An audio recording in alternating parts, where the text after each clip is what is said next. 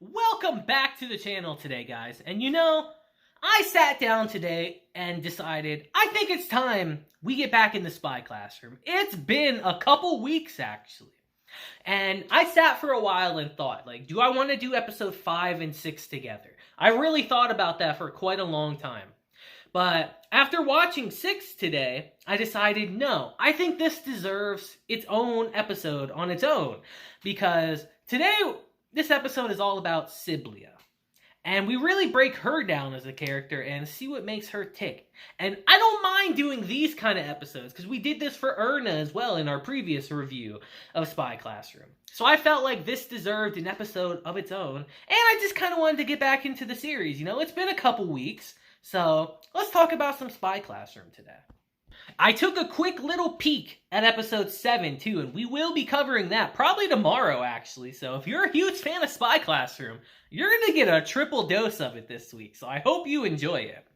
But let's get straight into it today and talk about Spy Classroom episode 6 today.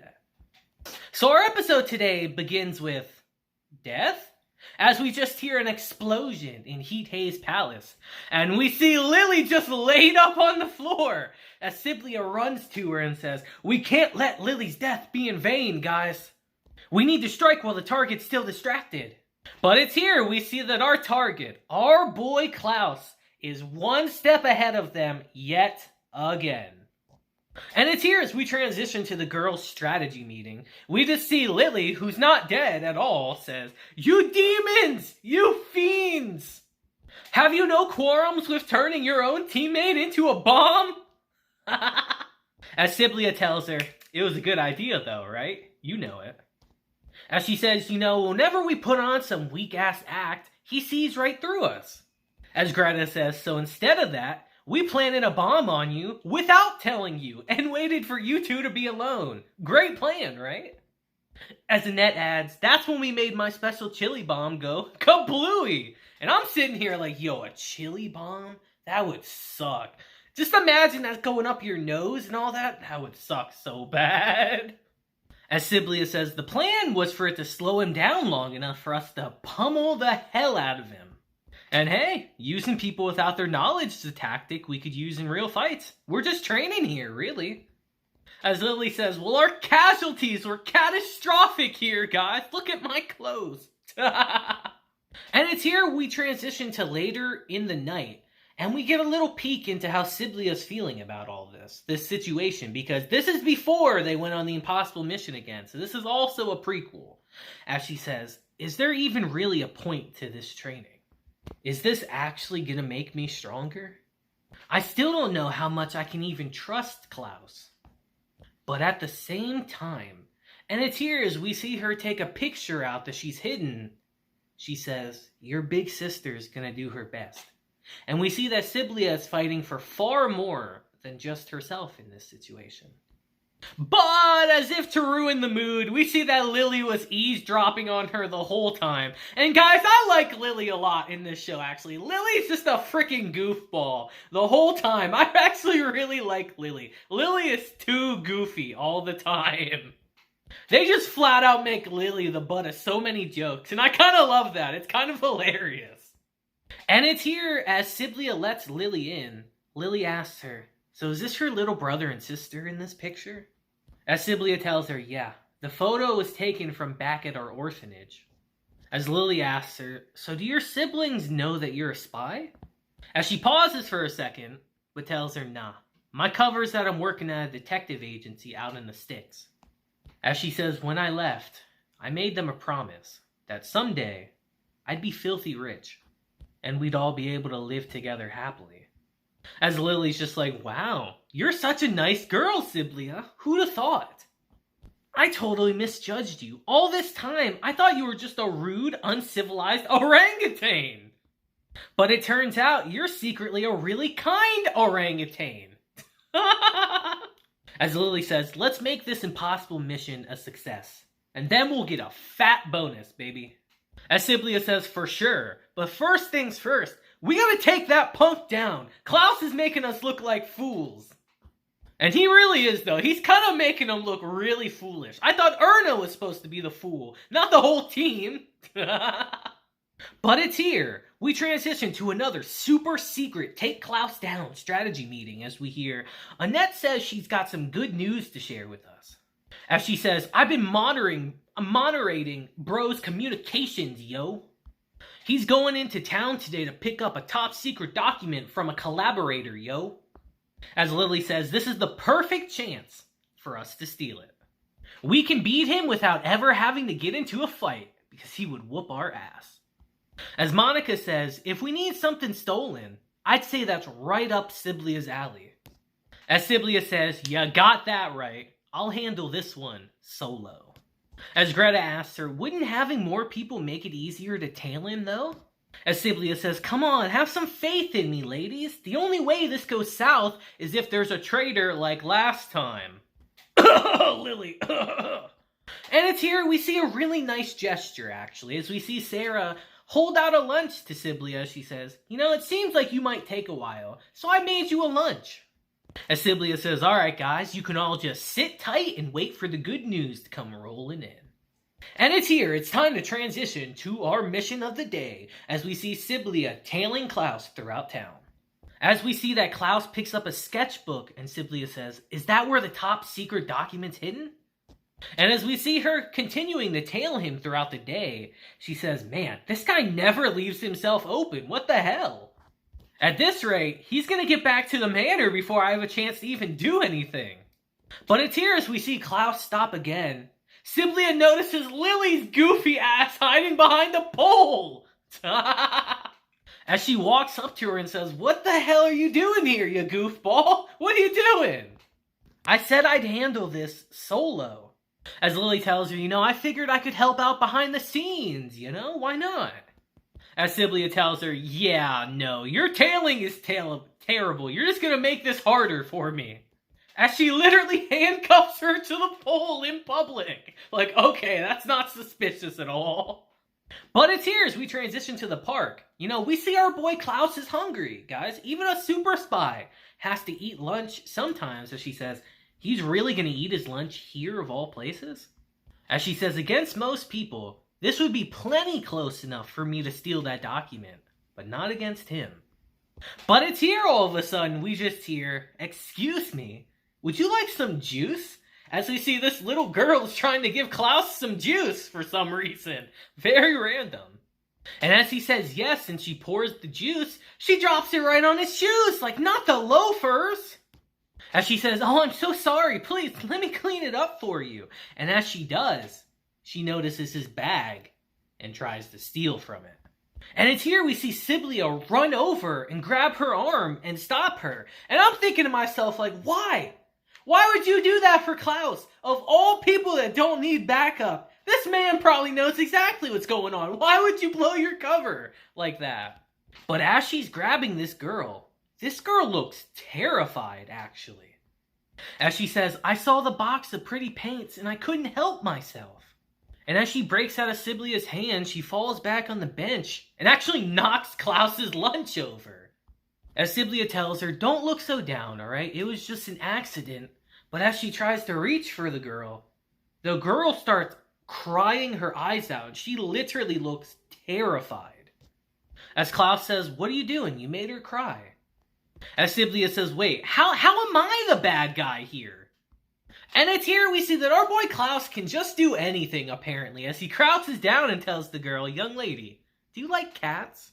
As he starts knitting thread into her clothes, and he makes a freaking cat on it. Like, good lord, he can do anything. You know, I can't say I would like a strange man knitting something into my clothes, guys. Just saying. As he tells Sibylla, good job reacting and stopping the pickpocket from that far away. You did a real shoddy job tailing me, but that last bit was excellent. And it's here as they're talking, we see this little girl is pretty damn suspicious. As Klaus continues and says, you did good, but completing missions will demand even more speed than that. What you need is to be as quick as a thrusted needle.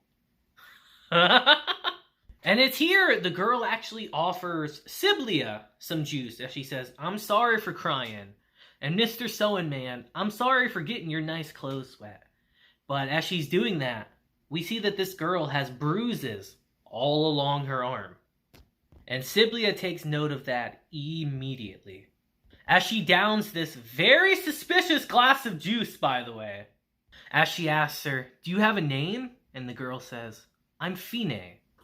As Sibylla says, "How about I walk you home, Fine, to make up for everything that's happened." And it's here as we transition to her doing just that.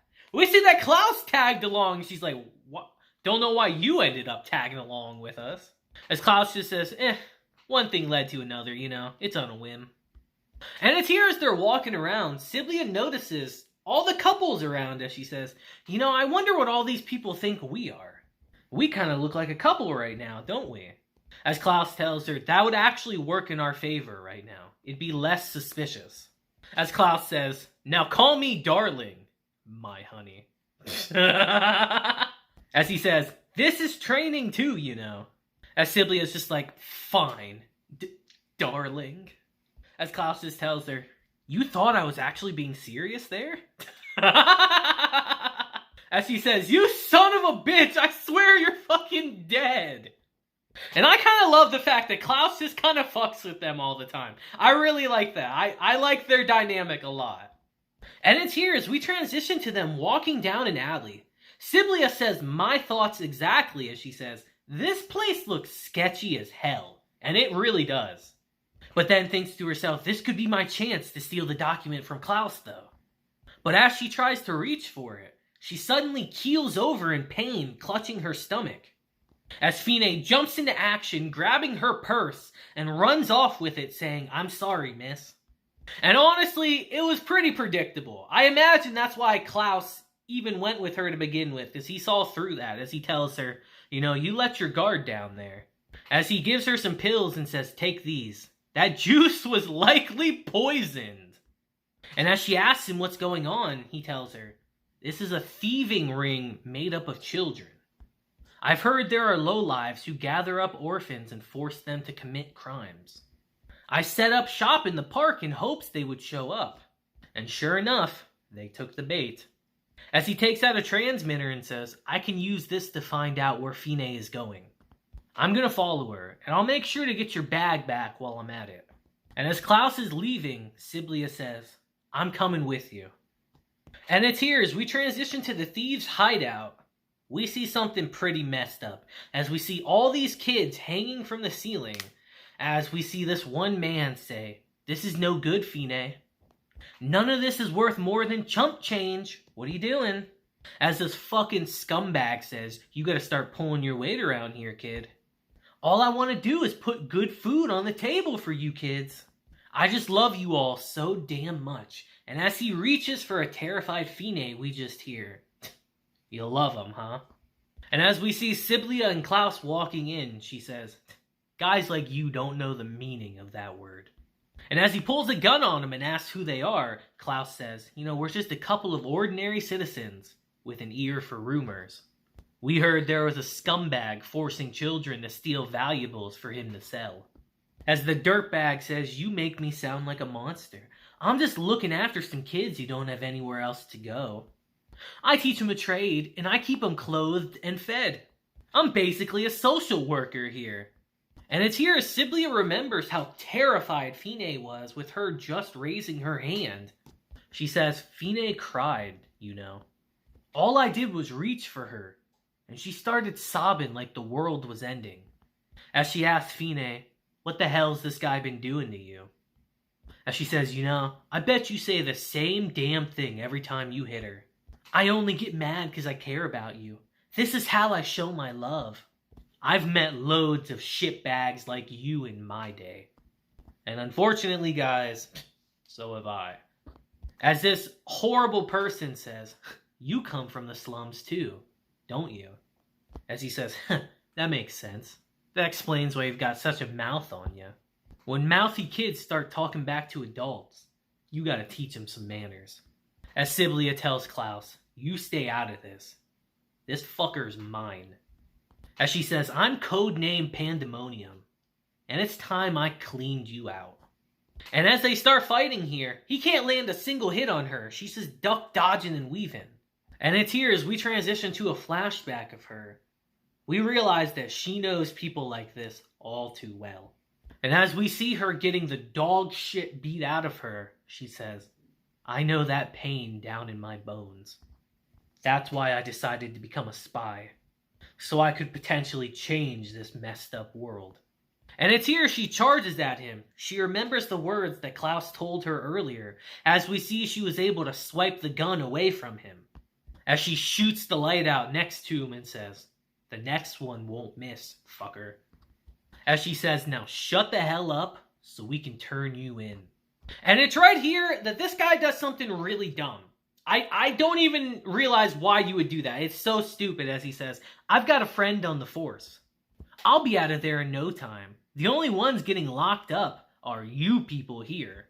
You pointed a gun at a fine, upstanding member of society here." And this guy is stupid. If that was the case, why would you say anything? You let them arrest you and then you're out by the end of the day. Why would you say anything like that? Stupid. As he says, "Soon, my cop buddy's gonna put you guys away for attempted murder." But Klaus cuts him off and says, "Are you talking about Inspector Angerer?" As he says, because at the moment, the military intelligence department is arresting him on charges of suspected espionage. Ex-Captain Freeze. As Sibylla realizes that must be the important document he had to get. And it's here Klaus just starts laying into him as he says, "What a pathetic man you are. We've been rooting out an Imperial spy support network, but of all the petty crooks we've turned up, you're the pettiest of them all. You only got disciplinary sanctions for that ugly bar fight you started, but you won't be getting off that easy this time. You can atone for your many crimes in jail. There's no one protecting you anymore." And as this dummy charges at Klaus, Klaus judo chops him and handcuffs him in the same motion and takes him down. As he tells Sibylla the police will be here soon, and they'll make sure the children get placed in proper institutions. As Fine walks up to Sibylla and says, "Thank you," and Sibylla tells her, "Anytime." And it's here as we transition to after the fact. We get kind of a little intimate moment, actually, as Sibylla asks Klaus, "If we complete the impossible mission, is it going to save a bunch of kids?" As Sibylla says, "I used to be just like Fine. Up until I got into the orphanage, I lived in a shitty slum also, and spent my whole life just protecting my kid siblings. I chose to become a spy because I wanted to change this fucked up world of ours. But is that choice going to lead me to the world I want it to?" As Klaus tells her, that should go without saying. As he tells her, there's no need to get so worked up. Seeking out strength for its own sake is meaningless. The most important thing for a spy to have isn't a strong body. It's a strong heart. And you've already got that. Someday, this nation's children will owe you a debt. As she tells him, "You know, you actually are a decent teacher." As he tells her, "Of course I am. I'm going to guide you all to greatness. Or my name isn't the world's strongest." And I don't know, guys, maybe it's just me, but it looks like Sibylla swooning right here. She looks charmed. It looks like there's another person that's got a crush on him now. As Klaus adds, "I will say, though, I am pretty hungry. I did miss my lunch." As Sibylla says, I've got a box lunch here, you know. Do you want to share it with me?" As Klaus tells her, "You know what? I'll take you up on that." But he adds, "First things first, though. You should remove the transmitter from it." And as she looks at it, she's like, "Wait, what? Isn't this the one you stuck on so you could follow Fine?" As he tells her, "No, that transmitter was there from the start. I just happened to have a receiver that could pick up its wavelength."